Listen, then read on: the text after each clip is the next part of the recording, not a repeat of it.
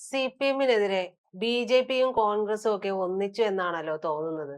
എന്താ കുറച്ച് പറഞ്ഞ CPM-നെതിരെ BJP-യും ബിജെപിയും കോൺഗ്രസും. കോൺഗ്രസും ഇതായിരുന്നു ഇൻഫർമേഷൻ.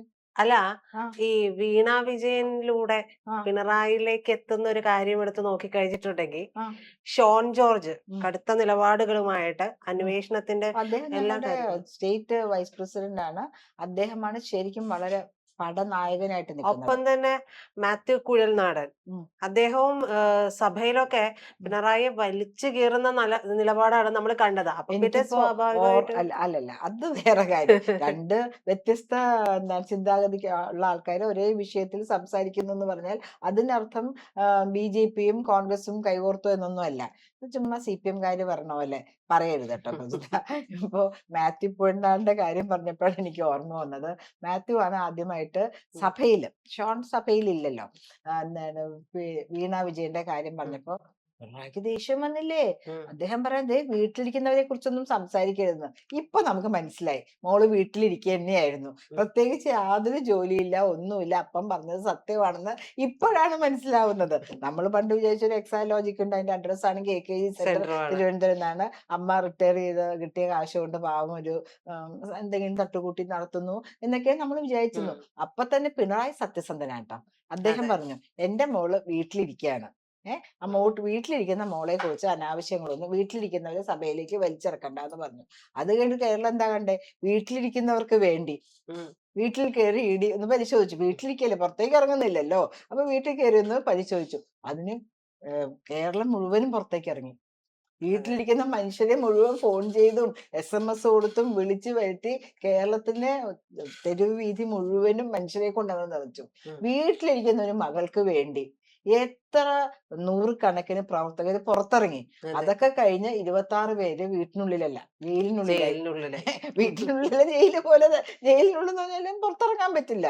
അപ്പൊ അങ്ങനെയായി. അപ്പൊ ഇതൊക്കെ നമ്മുടെ കേരളം കണ്ടു. ഇപ്പൊ ഷോണിന്റെയും മാത്യു കുഴൽനാടിന്റെയും കാര്യം പറയുകയാണെങ്കിൽ, ഷോൺ ഒരു കാര്യം പിടിച്ചാൽ, മാത്യു കുഴൽനാടിന്റെ കാര്യം എനിക്കറിയില്ല, ഞാൻ മീഡിയയിൽ കൂടെ കാണുന്നത് മാത്രമേ ഉള്ളൂ. ഷോണിനെ എനിക്ക് വളരെ നന്നായിട്ട് അറിയാവുന്ന ഒരു വ്യക്തിയാണ്, വളരെ ആർജവമുള്ള ഒരു മനുഷ്യൻ. ഏത് കാര്യം എടുത്താലും അതിന്റെ അറ്റം വരെ പോകും. ശരിക്കും പറയുകയാണെങ്കിൽ അദ്ദേഹം അഡ്വക്കേറ്റ് ആവേണ്ടതായിരുന്നില്ല, ഒരു ജേർണലിസ്റ്റ് ആവേണ്ടതായിരുന്നു. പക്ഷെ അഡ്വക്കേറ്റ് എന്നുള്ള ബാക്ക്ഗ്രൗണ്ട് നല്ലതാണ്.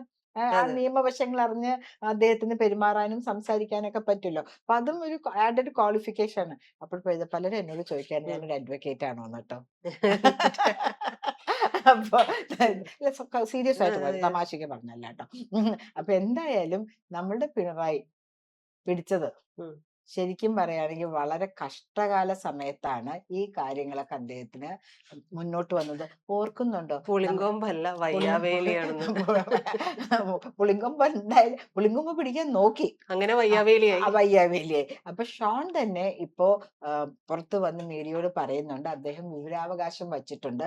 വിവരാവകാശം വച്ച പ്രകാരം ആ ഡയറി ഉണ്ടല്ലോ, ഉം, ഉവ്വ്. കർത്തയുടെ ഡയറിയില് വീണയെ സംബന്ധിച്ചിടത്തോളം വീണയുടെ കേസ് എന്ന് പറഞ്ഞാൽ മണി ലോണ്ടറിങ് അല്ലെങ്കിൽ ചെയ്യാത്ത സേവനങ്ങൾക്ക് പ്രതിഫലം പറ്റി മാറ്റി എന്നൊക്കെയുള്ളത് മാത്രമേ എന്നുള്ളതാണ്. ഇത് വരുന്നുള്ളൂ. അത് അത്ര വലിയൊരു എന്താണ് ദേശദ്രോഹപരമായ കാര്യമോ നിയമത്തിന്റെ ഏറ്റവും വലിയ ഹൈ സ്കോറിൽ നിൽക്കുന്ന കാര്യമാണെന്ന് എനിക്ക് തോന്നുന്നില്ല. I stand corrected. But whereas ഈ മാസപ്പടി കേസ് എന്ന് പറഞ്ഞാൽ ശരിക്കും പറയുകയാണെങ്കിൽ നേതാക്കന്മാർക്ക് കരിമണൽ കർത്ത എഴുതി വെച്ച് കൊടുത്തിരിക്കുന്ന കാര്യം. അപ്പൊ അദ്ദേഹം ശരിക്കും പറയുകയാണെങ്കിൽ നേതാക്കന്മാരെ കൊടുക്കാൻ നോക്കിയതല്ലേ.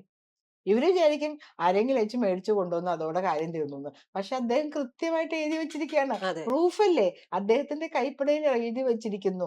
PV എന്നാണ്, RC എന്ന് എന്തെങ്കിലുമൊക്കെ ആയിക്കോട്ടെ. നമ്മള് എന്തൊക്കെ പറഞ്ഞാലും നമ്മുടെ മനസ്സിൽ PV എന്ന് കേൾക്കുമ്പോ അതിന്റെ പേര് വരും. കുട്ടി ഉത്തരം പറയൂ, പറയൂ കുട്ടി. കേസെടുക്കും. ഇല്ല, എടുക്കൂല, ഞാൻ എടുക്കൂല. പിണറായി വിജയൻ എന്നാണല്ലോ എല്ലാവരും RCയോ? പറയുന്നത്. രമേശ് ചെന്നിത്തല. അപ്പൊ അതിന് കേസ് എടുത്താലും കുഴപ്പമില്ല അല്ലേ. പിണറായി മാത്രമേ പേടിയുള്ളൂ. അദ്ദേഹം ഇപ്പോഴത്തെ ഷൂട്ടഡ് സൈറ്റ് അല്ല. ഇപ്പോഴത്തെ ആഭ്യന്തരമന്ത്രി ഒരു പേടിയില്ല. പഴയ പേടി.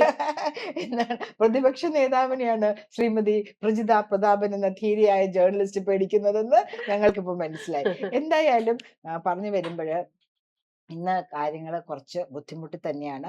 ഇനിയാണ് ശരിക്കും തുടക്കം വരാൻ പോണേ. ഇന്നലെ കണ്ടില്ലേ, ആ കുട്ടി ഒരു വലിയ ബാഗും തൂക്കിയിട്ട് ഒരു വലിയ മാസ്ക് കേട്ടോ. ഇപ്പൊ ഒരു ഉം. കോവിഡ് വന്നോണ്ട് ഒരു ഗുണം ഉണ്ടായി, ആർക്കും ഈ മാസ്ക് അങ്ങ് എടുത്ത് വെക്കാം. അതെ. കറുപ്പാണ് കേട്ടോ, അപ്രതിദിനം കറുപ്പ് ഡ്രസ്സാണല്ലോ. കറുപ്പാണല്ലോ. പിണറായിയാണ് ഭരിച്ചിരുന്നെങ്കില് പണിവാളയാണ്. പണിപാളിയനെ. ഉം ഇപ്പൊ എനിക്ക് ഓർമ്മ വന്നത് പിണറായിയുടെ ഒരു തരം ചിരിയുണ്ട്. ആക്കിച്ചിരിക്കുക എന്നൊക്കെ പറയും. പ്രത്യേകിച്ചും പത്രസമ്മേളനത്തില്. അതില് പറഞ്ഞു ഒരു ദിവസം ശബരിമലയിൽ സ്ത്രീകൾ കയറി. പിന്നെ അങ്ങനെയാണെങ്കിൽ അപ്പൊ പാതിവൃത്യം അദ്ദേഹത്തിന്റെ ബ്രഹ്മചര്യം പോയല്ലോ. അപ്പൊ പിന്നെ പിറ്റേ ദിവസം കയറിയാൽ എന്താ? അപ്പൊ അതുപോലെയാണ് അങ്ങനെ നോക്കുകയാണെങ്കിൽ ആദ്യത്തെ ദിവസം ഇ ഡി വന്നപ്പോ ജനം മുഴുവനും പുറത്തിറങ്ങി. അതെ. പിറ്റേ ദിവസം അങ്ങോട്ടേക്ക് വിളിച്ച് ചോദ്യം ചെയ്തപ്പോ ആരും അറിഞ്ഞിട്ടില്ല, കേട്ടിട്ടില്ല, ബ്രേക്കിംഗ് ന്യൂസ് പോലും ഇല്ല. പാർട്ടി പറഞ്ഞല്ലോ ഉം. പിണറായിക്ക് വേണ്ടി ഇറങ്ങാൻ ആ, വേണമെങ്കിൽ. പക്ഷെ ആ. മകൾക്ക് വേണ്ടി ഇറങ്ങാനായിട്ട് ഇനി അത് പിന്നെ പറ്റില്ലാന്ന്. വൈകി ഉദിച്ച വിവേകം, വസന്തം എന്നൊക്കെ പറയുന്ന പോലെ ആദ്യത്തെ ദിവസം എന്തിനാണ് ഈ പാവപ്പെട്ട 26 പേരെ കൊണ്ട് ജയിലിലിട്ട് വെച്ചിരിക്കുന്നത്? ഇതുവരെ അവർക്ക് ജാമ്യം പോലും കിട്ടിയിട്ടില്ല. അത് കേട്ട് പുറത്തിറങ്ങിയ ആൾക്കാർ വിഡ്ഢികളായിന്ന്. വിഡ്ഢികളല്ല, അവര് ദുരിതത്തിലാണ്. ജയിലിൽ കിടക്കാന്ന് പറഞ്ഞാൽ അത്ര നല്ല കാര്യമൊന്നുമല്ലല്ലോ.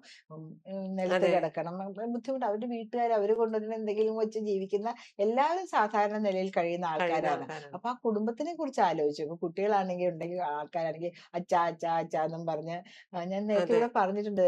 നമ്മുടെ ശ്രീനിവാസൻ കൊന്നല്ലോ ഇവര് ഉം. ആലുവയിലുള്ള ഉം. ആ കുട്ടിയെ.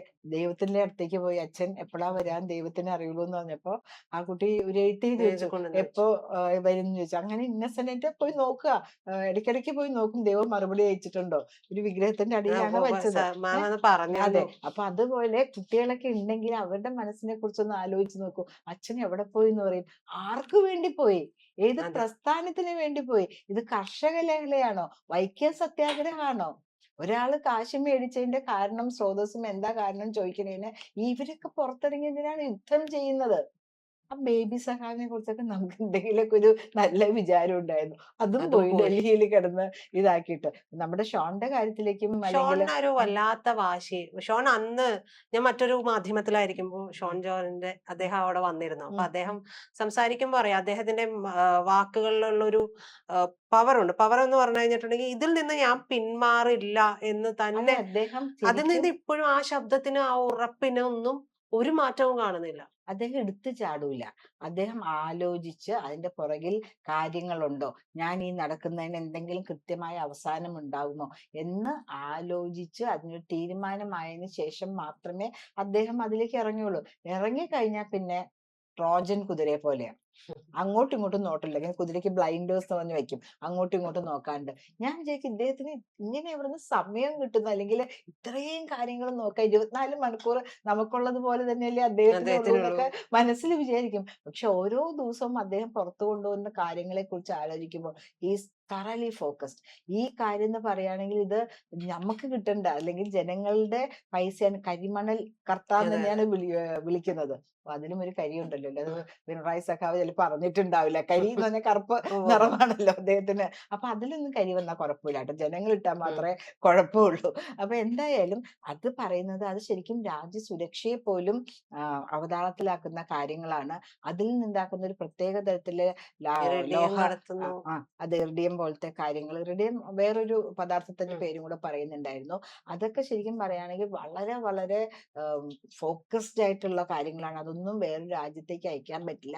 ആ രാജ്യങ്ങളിൽ ചെന്നാൽ അത് യുദ്ധത്തിൽ ഉപയോഗിക്കുന്ന എക്യുപ്മെന്റ്സിലേക്ക് അത് മാറും എന്നൊക്കെ കേൾക്കുന്നു. അപ്പൊ ഇതൊക്കെ ഒന്ന് കിടത്തി അയക്കാൻ വേണ്ടിയിട്ടായിരിക്കാം കോടിക്കണക്കിന് രൂപ ഒരു പാർട്ടിയുടെ മാത്രമല്ല മിക്ക പാർട്ടിയുടെ ആളുകൾക്ക് കൊടുത്തിരിക്കുന്നത്. അതുപോലെ വീണയുടെ കാര്യം പറയുകയാണെങ്കിൽ വീണയ്ക്ക് ഒരു കുടുംബമുണ്ട്. വീട്ടിലിരിക്കുകയാണെങ്കിൽ ഒരു കുടുംബമുണ്ട്, അതെ. നല്ല ഒരു മകനുണ്ട്. ഉം. അപ്പൊ ആ കുട്ടിക്കും എന്തെങ്കിലുമൊക്കെ ഒരു ഇൻകം കിട്ടണ്ടേ. പ്രത്യേകിച്ച് അച്ഛൻ തന്നെ പറഞ്ഞ പോലെ ജോലിയൊന്നുമില്ല, വീട്ടിലിരിക്കുകയാണ്. അപ്പൊ ഒരു അച്ഛന്റെ കെയർ ഓഫില് ആ കുട്ടിക്കും കുറച്ച് പൈസ കിട്ടിയെന്നതില് പറയാനുണ്ടോ? അച്ഛൻ ആ ഒരു പദവിയിൽ ഇരിക്കുമ്പോൾ മകൾക്കും അതിന്റെ ഒരു ഇതായിട്ട് കിട്ടാം എന്ന് പറയാം. എനിക്ക് വിഷമം തോന്നിയ ഒരു കാര്യം പറയുകയാണെങ്കിൽ ഒരു കാര്യം നമുക്കൊന്ന് അറിയണം കേട്ടോ. പ്രേക്ഷകർ അറിയണം. അവര് വന്നത് ഇന്നോവ കറുത്ത നിറത്തിലെ ഉം. ഹൈക്രോസ് എന്ന് പറഞ്ഞ കാറിലാണ് വന്നത്. അതിന്റെ പരിവഹൻ ആപ്പിൽ പോയി ഞാൻ ആ നമ്പർ നോട്ട് ചെയ്ത് നോക്കുമ്പോൾ അത് ആരുടെ പേരിൽ രജിസ്റ്റർ ചെയ്തേക്കും അറിഞ്ഞൂടാ. ഇപ്പോഴും ഇവർക്ക് ഒന്നുമില്ലെങ്കിൽ ചിലപ്പോൾ രജിസ്റ്റർ ചെയ്യാത്ത കാറുകൾ ഉണ്ടാകാം ഇവരുടെ അധീനതയിൽ. അല്ലെങ്കിൽ അവരെ സഹായിക്കുവാൻ പ്രതിജ്ഞാബദ്ധരായ കുറെ അനുഭാവികൾ ഉണ്ടാവാം. ആരുടെ പേരിലാണ് ഈ കാറെന്ന് നമ്മളുടെയൊക്കെ വാഹനങ്ങളുടെ പേര് നമ്പർ അടിച്ചു കൊടുത്താൽ ആരുടെയാണ് അഡ്രസ്സ് സഹിതം എല്ലാം വരും. ഇതിപ്പോ നമ്മൾ ഇരിക്കുന്നതിന് മുമ്പ് കൂടെ ഞാൻ അടിച്ചു നോക്കിയിട്ട് എനിക്ക് കിട്ടിയില്ല. ആരുടെയെന്ന് കിട്ടിയിട്ടില്ല. അങ്ങനെ ഒരു കാറിലാണ് വന്നത്. എന്നിട്ട് എന്ത് തരം ഭർത്താവാണ് റിയാസ് എന്ന് എനിക്ക് തോന്നിപ്പോയി. ഭാര്യ അങ്ങോട്ടേക്ക് ഒരു ആൾക്കൂട്ടത്തിലേക്ക് വിടുക. അത്രയും ക്യാമറകൾ നിൽക്കുകയാണ് കേട്ടോ. ആ കുട്ടിക്ക് എങ്ങോട്ട് നോക്കണം എന്നറിയില്ല. ഒരു മാസ്കും വെച്ചിട്ടുണ്ട്, ഒരു വലിയ ബാഗും തൂക്കി പിടിച്ചിട്ടുണ്ട്. ആ കുട്ടി എന്ത് ചെയ്യണമെന്ന് അറിയാണ്ട് പതറി പതറി പോകുന്നു. ഉള്ളിൽ പോയി സമ്മൺസ് തുറന്ന് കാണിക്കുന്നു. അദ്ദേഹത്തിന് അറ്റ്ലീസ്റ്റ് ആ ഗേറ്റ് വരെ നമുക്ക് കയറാൻ പറ്റുള്ളൂ. ആ ഉം. ഗേറ്റ് വരെ കഴിഞ്ഞാൽ പിന്നെ അങ്ങോട്ടേക്ക് വേറെ ആരുമില്ല, പോലീസ് ഒന്ന് മാത്രമേ ഉള്ളൂ. ഇറങ്ങാൻ പുറത്തേക്ക്. ഒന്നിറങ്ങി ഒന്ന് ചേർത്ത് പിടിച്ച് ഈ ബഹളത്തിനിടയിൽ മൈക്കിംഗ് നിക്കല്ലേ മീഡിയ വളരെ ഉം. ആങ്ഷ്യസ് ആയിട്ട്. ഒന്നും പറയാണ്ടാണ് പോയത്. തിരിച്ചിറങ്ങി വന്നപ്പോഴും പ്രിയാസ് വന്നത് പോലും ഇല്ല. റിയാസ് വിളിക്കാൻ വന്നില്ല, കാറ് മാത്രമാണ് വന്നതെന്ന് ആലോചിച്ച് നോക്കൂ.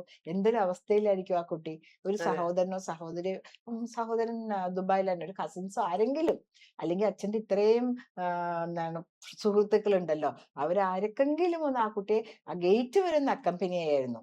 അതെനിക്കൊരു വിഷമം തോന്നി. കാരണം ഇത് ഇത്രയൊക്കെ ഉള്ളൂ മനുഷ്യരുടെ ജീവൻ. അധികാരത്തിലിരിക്കുമ്പോ ധാരാളം പേര് കൂടെ ഉണ്ടാവും. പക്ഷെ അധികാരത്തിന് താഴെ താഴെ ഇറങ്ങിയാൽ പോയാൽ. ചുറ്റും നോക്കുമ്പോ നമ്മൾ മാത്രമേ ഉണ്ടാവുള്ളൂ.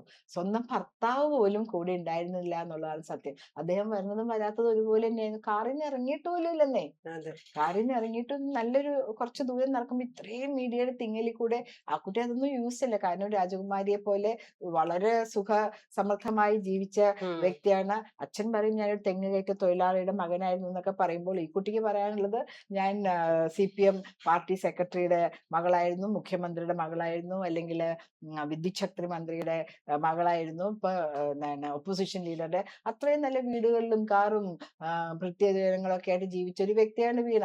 അച്ഛൻ പണ്ട് നമ്മൾ പറയല്ലോ, അപ്പൂപ്പൻ ആനപ്പുറത്തെഴുമ്പോ അതിന്റെ തടമ്പ് നമുക്ക് ഉണ്ടാവണം എന്നില്ല എന്ന് പറഞ്ഞ പോലെ. പക്ഷെ ഈ കുട്ടി നേരെ മറിച്ചാണ്.